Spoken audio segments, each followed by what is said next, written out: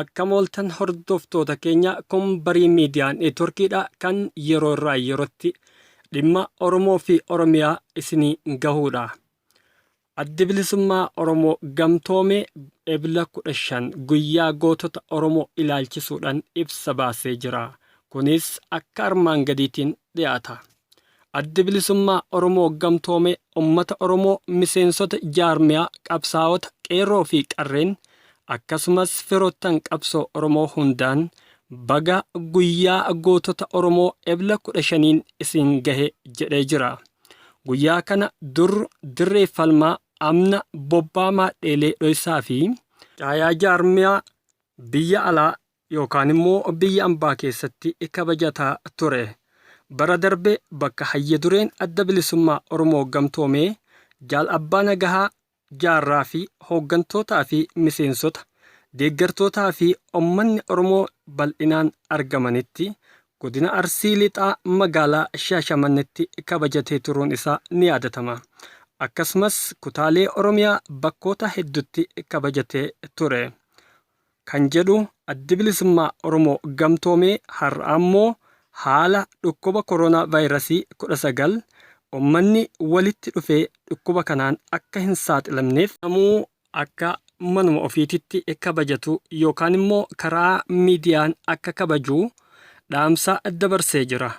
Guyyaa kana yoo kabajnu jedha addi bilisummaa Oromoo gamtoomee hoogganoota jaarmiyaa gameeyyii bara 1980 dirree qabsoo keessatti hafuun qabsoo Oromoodhaa walitti qabanii qabsoo itti fufsiisan warra har'aan qabsoo Oromoo gahanii fi lubbuun hafan nu keessatti argaman kanneen akka Jaalgalaasaa Dilboo, Abbaa Biyyaa Roobaa, Quubsaa Sabaa fi fakkaattota isaaniif galata guddaa fi kabaja guddaa akka qabu addi bilisummaa Oromoo gamtoomee dhaamee jira.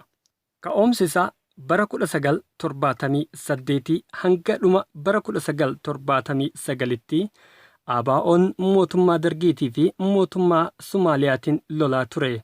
Mootummaan Sumaaliyaa tooftaadhaan lafa Oromoo fudhachuudhaaf lafti keenya hanga Hawaashitti jedhee uummata Oromoo lolee qe'eerraa buqqisuudhaan sana mootummaan Dargiidhaa immoo aangoo ofii dheereffachuudhaaf adda bilisummaa Oromoodhaan lolaa ture.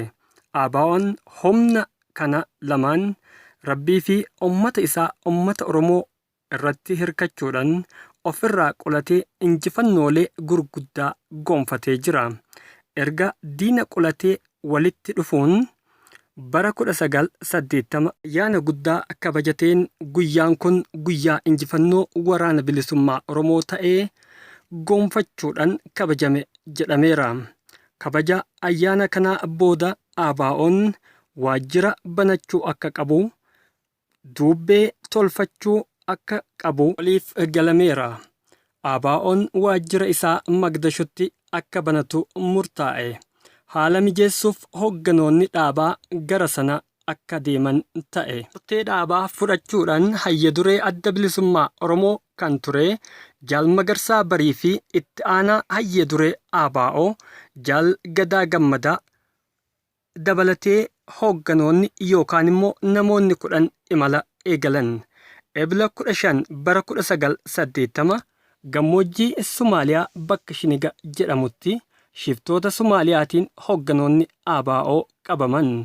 Amantiidhaan hoogganoota ABO addaan baasanii ajjeesuuf hoogganoonni qabsoo Oromoo dhiigaa fi lafee isaaniitiin ijaaran nuti Oromoodhaa amantaan addaan hin baanu jedhanii osoo lubbuu ofii hin jaalatin murtee gootummaa fudhachuudhaan bakka tokkotti ajjeefamanii boolla tokkotti awwaalaman. Addi bilisummaa Oromoo gamtoomee yeroo guyyaa kana yaadatu waa hunda dura tokkummaan Oromoo akka dursu kaayoo jaallawwan irratti wareegaman galmaan akka gahuuf qabsaa'u uummata Oromoo hunda hubachiisu barbaada. Gootonni kun haala kanaan wareegamanii tokkummaa Oromoo siidaa yeroo kamuu hin diigamne kaa'anii darban. Ebili 15 guyyaa gootota Oromoo jedhamus hoogganoota Oromoo sana dura wareegaman kanneen akka Jaal Elemoo Qilxuu fi Jeneraal Taaddasaa Birruus yaadannoo guyyaa gootota Oromoo keessatti akka ibsaman Addi Bilisummaa Oromoo Gamtoomee ibsee jira. Dhumarratti Addi Bilisummaa Oromoo Gamtoomee guyyaa kana sababeeffachuudhaan dhaamsa tokkummaa jaarmiyoota siyaasaa Oromoof akka walitti dhufanii gaafii uummataa deebisaa kennan akkasumas uummata Oromoo qeerroo fi qarree Oromoo ammoo tokkummaa isaanii cimsuun wareegama lubbuu isaaniitiin argame kana jabeessanii karaa nagaatiin mirga isaanii akka falmataniif Addi Bilisummaa Oromoo Gamtoomee dhaamee jira. Ebla 15 guyyaa gootota Oromoo ABO tokkoome yookaan immoo ABO Gamtoomee irraa kan qopheesse isinii dhiyeesse barii miidiyaa irraa Abdul Hakiim Ahmad Huseeni. Waan na hordoftaniif galatoomaa. Hanga odeeffannoo gara birootiin walitti deebinutti nagahaan nuu turaan dhaamsa keenya. Barii miidiyaa neetwoork.